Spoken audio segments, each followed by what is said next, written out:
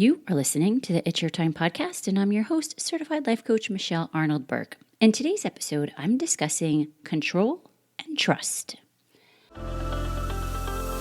Welcome to the It's Your Time podcast, the podcast where busy professionals like you get the practical solutions and support you need to gain control of your schedule so you can strive to be the best in your career, but without the stress and overwhelm. If you're looking to increase your energy and decrease your stress, you are in the right place.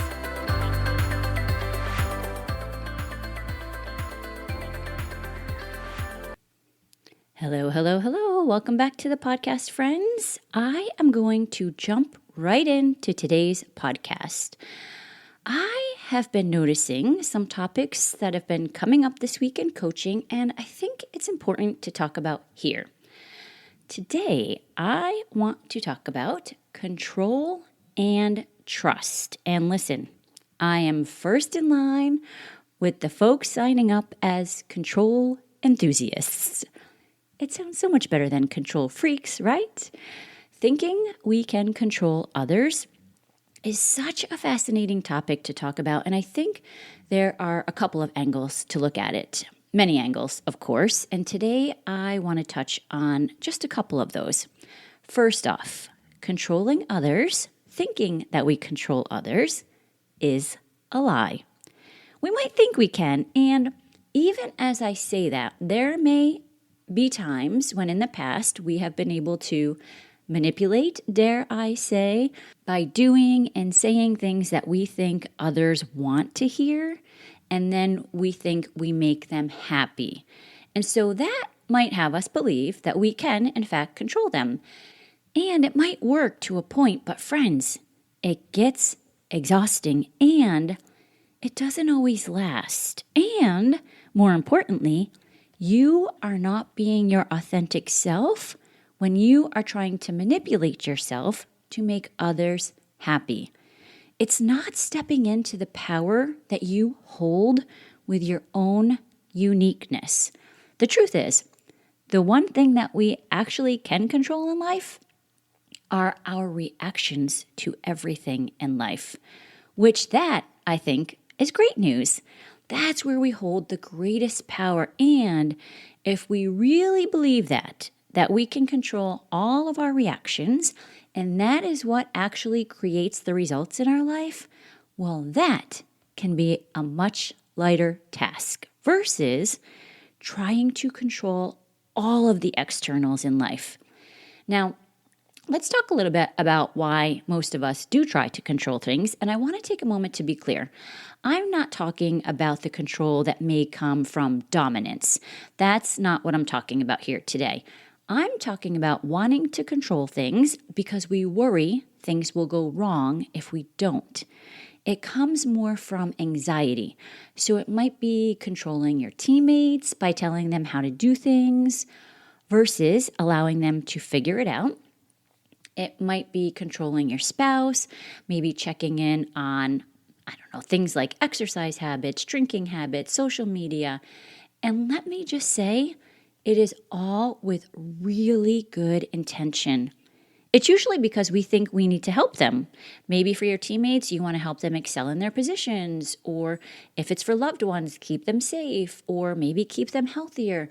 There usually is a really, really good reason, but it typically comes at our own suffering because when we come to the table with control, we often leave with the side dishes of frustration, disappointment, sadness, maybe grief, when people don't do what we think they should.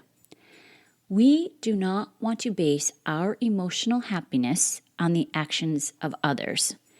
It really comes down to having emotional intelligence, being an emotional adult, knowing that we create our own feelings and we are responsible for our own emotions. And they, the externals, the others, are responsible for theirs.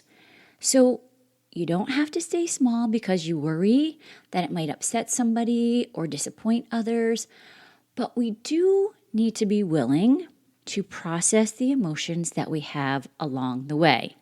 When they say that we disappointed them or upset them, we need to be willing to process the emotion that comes up for us. Maybe it's guilt, for example, or shame. Simply ask yourself in the moment, what am I feeling? And then pay attention to the sensations that you feel in your body. Is it tightness in the shoulders? Is it a pit in your stomach? Does your head start to pound? Just name it. Pay attention to it. And as you do, it will pass. And then you do it for the next emotion and the next emotion. And each time you quote unquote disappoint someone, and I say that in air quotes because we know from the thought model or the think, feel, act cycle, it's their thinking that makes them feel a certain way. But our brains don't always believe that. So we might get it intellectually, but subconsciously, we still believe that we impact how they feel. Because we do sometimes think that we have control over their emotions. So for the sake of this podcast, I am giving it to you that you can just say you disappointed them, just so that your brain can process it, which will allow your body to follow suit. And that's when we change lives. And if you want more info on processing emotions, check out, I have 2 previous podcasts with emotions expert Rhonda Farr. Super fascinating information. And you can also follow her at Rhonda Farr Coaching on Instagram. She is amazing when it comes to emotional processing.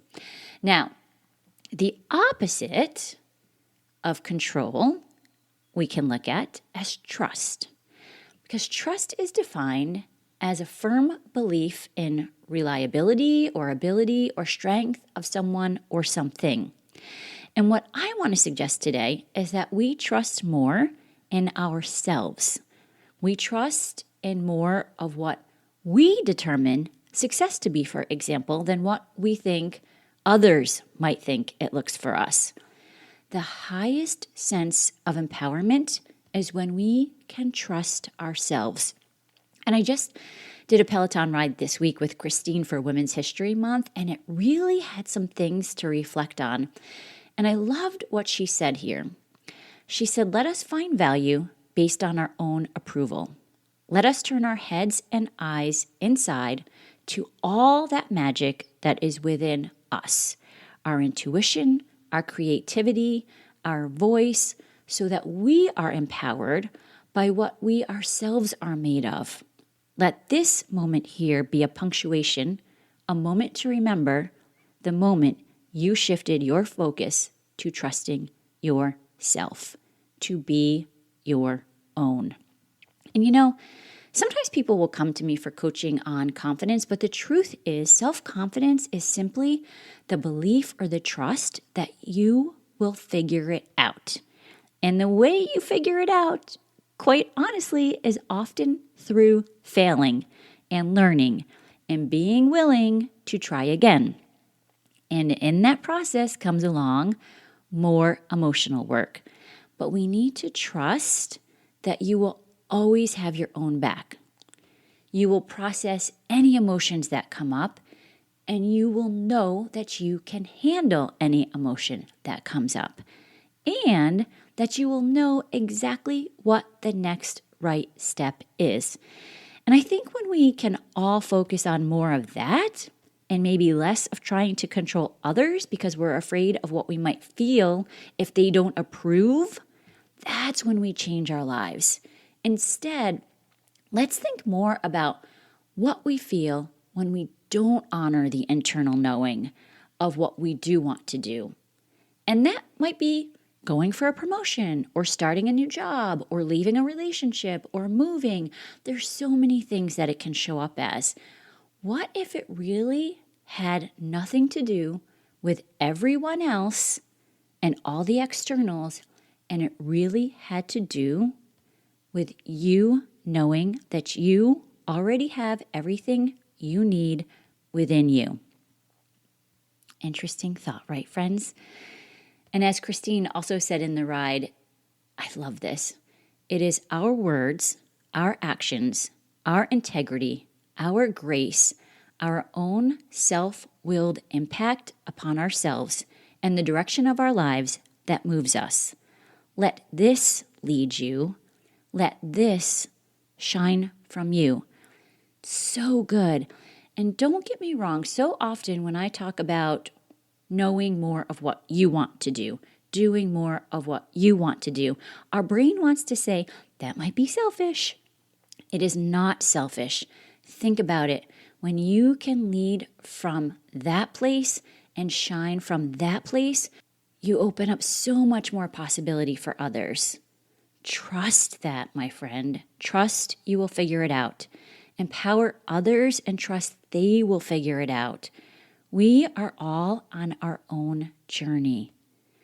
We control our paths and trust that you are right where you are meant to be today, in this moment. And now what do you want to do? How fun to consider. And listen, if you need help with this, let's work together. Send me a message. Contact@Michelle Burke Coaching. Let me know you want to learn more about how we do that. Super easy. Okay, friends, that's what I have for you today. Let's circle back next week, but for now, make it a great day. Take care.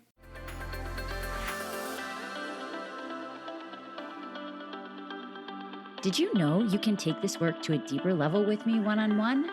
Go to michelleburkecoaching.com and click on Get Started to begin.